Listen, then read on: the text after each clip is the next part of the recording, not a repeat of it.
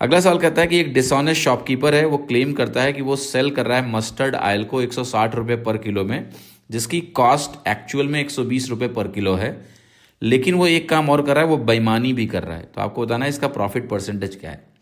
तो देखिए, इस सवाल को हम कैटेगराइज करते हैं कि भाई एक हमारे पास डिसऑनेस्ट सेलर है, एक बेईमान विक्रेता है। अब इसमें आपको जो कॉन्सेप्ट जानना है वो ये जानना है कि देखो, मुनाफा दो तरीके से कमाया जा सकता है। एक कि अगर वो बेईमानी नहीं करेगा तो नॉर्मली प्रॉफिट एंड लॉस में हम पढ़ते ही हैं भाई कि भाई एक मार्कअप परसेंटेज होगा, अगर डिस्काउंट होगा तो डिस्काउंट लगा देंगे और नेट प्रॉफिट निकल जाएगा। जैसे यहाँ पर एक चीज़ बहुत क्लियर दी है कि भाई 120 रुपये की चीज़ को 160 में बेच रहा है, ये नॉर्मल गेन है इसका, क्योंकि वो बोल रहा है कि 120 में खरीद है और मैं उसको 160 में बेच रहा हूँ। तो ये नॉर्मल मुनाफा है, जिसको हम बोलेंगे 40 का मुनाफा है, यानी प्लस 1/3 का मुनाफा हो गया, 33 का। लेकिन कहानी यहाँ ख़त्म नहीं होती है। ये बेसिकली ये तो कर ही रहा है, ये तो कमा ही रहा है और ये कस्टमर को भी बता रहा है, लेकिन साथ ही साथ ये क्वांटिटी भी कम दे रहा है। और जब क्वांटिटी कम देता है तो बेईमानी की वजह से एक एक्स्ट्रा मुनाफा होता है, जिसको हम सक्सेसिव में अप्लाई करते हैं। अब आपने 1 लीटर बोल के, यानी 1000 ml बोल के आपने दिया 900, तो 100 बचा लिया। तो यहाँ जो मुनाफा होता है आपका वो होता है 100/900, यानी 1/9 का, 1/9 का। तो 1/9 का जो मुनाफा है वो सक्सेसिव में ऐड करेंगे। तो कहने का मतलब, मैं अब इसको लिख देता हूँ, स्टेप 1 स्टेप 2। स्टेप 1 में आप नॉर्मल मुनाफा लिखेंगे बिना बेईमानी वाला। तो भाई 120 की चीज़ अगर 160 में जा रही, तो मैंने अभी आपको दिखाया कि प्लस 1/3 का मुनाफा होगा। अब बेईमानी से होने वाले मुनाफे को मैं थोड़ा सा जल्दी लिखना आपको सिखाता हूँ कि भाई 900 ml की जगह आपने एक लीटर की जगह 900 ml ही दिया, यानी 1000 का पैसा लिया, 900 दिया, तो इसको आप बोल सकते हैं 100/900, 1/9। यहाँ पर भी आप ए बी रूल लगा सकते हैं। ए बी रूल ऐसे कहेगा कि तुमने 1000 की जगह 900 ही तौल के दिया उसको, यानी तुमने 10% कम मेज़र करके दिया, 10% की बेईमानी कर लिया आपने। तो जब भी आपका -1/10 आप कम तौल के दोगे या मेज़र करके दोगे, तो इसके करस्पॉन्डिंग होने वाले मुनाफे को मैं ए बी रूल से लिख सकता हूं। मैं कैसे लिखूंगा? इस माइनस को प्लस में लिखूंगा, न्यूमरेटर को मैं टच नहीं करूंगा, और डिनोमिनेटर मेरा बन जाएगा 10 - 1 यानी 9 प्लस 1/9। तो यहां से होने वाला मुनाफा प्लस 1/9 है। जैसे मान लिया कोई होता जो 25% कम मेजर करके देता, मतलब मान लिया 750 ml ही देता 1 लीटर की जगह, तो 25% कम तौल के दिया, तो आप इसको ऐसे लिख सकते हैं कि 25% -1/4 होता है।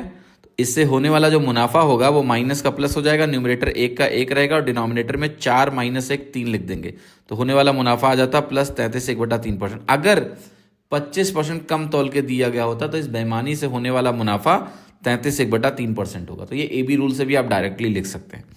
तो अब मेरे पास जो केस है वो ये है कि एक मुनाफा ये है, एक मुनाफा ये है, दूसरा मुनाफा मुझे 1/9 लिखना चाहिए था, तो मैं उसको 1/9 लिख देता हूँ। अब इन दोनों को जब मैं कंबाइन करूंगा तब मुझे मिलेगा फाइनल वैल्यू। इन दोनों के कॉम्बिनेशन से मुझे मिलने वाली है फाइनल वैल्यू। तो वो फाइनल वैल्यू जरा लिख लेते हैं, ठीक है।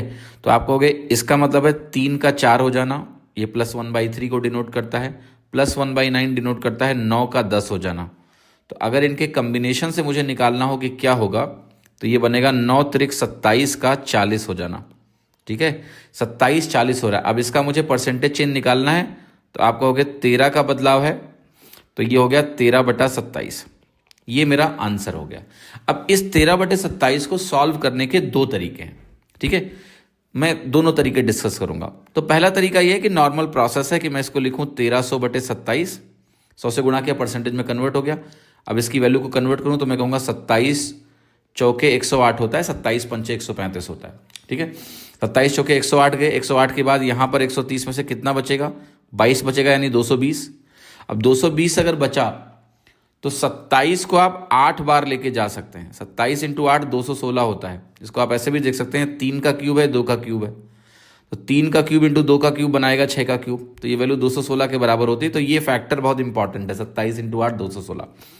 तो 220 बचा था, 27 8 216 हो गया, बचेगा 4, दशमलव लगाया, एक जीरो आ गया, 40। 27 सेकंड नंबर 27 बचा 13, फिर आप जाओ 27 चौके 108, राइट। तो ये 48.14 आपकी वैल्यू आ गई, ऑप्शन ए।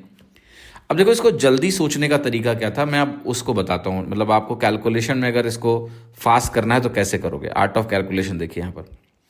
जैसे ही आप 13/27 देखेंगे, 27 का आधा कितना होता है, आप कहोगे 13.5 होता है। यानी 13.5/27 मेरा आधा है 13.5, तो 50% होता है। यहां से एक चीज क्लियर हो गई कि मेरा आंसर 50% से कम है, ये बिल्कुल क्लियर हो गई। अब आपके बी और सी ऑप्शन एलिमिनेट हो गए क्योंकि वो 50 से बड़े हैं। 27 का आधा 13.5 होता है, न्यूमरेटर में मेरे पास 13 लिखा है जो कि इससे कम है, तो मेरा आंसर 50% से कम है, पहली बात। एक और पॉइंट देखिएगा, आप अगर 13 पे वापस जाओगे तो आपको 0.5 कम करना पड़ेगा। अब मुझे बस ये पता करना है कि 0.5 27 का कितना परसेंट है, मैं उतना 50 में कम कर दूं।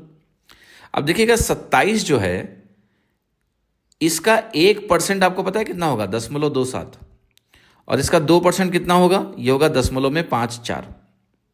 हमें कम करना है 0.5, 0.54 2% है। यानी मुझे जो कम करना है 50 में वो 1 से 2% के बीच है। अगर मैं 50% में से एक ऐसी वैल्यू घटाऊं जो 1 दशमलव कुछ कुछ है, 1 से 2 के बीच का मतलब क्या हो गया, 1 दशमलव कुछ कुछ है।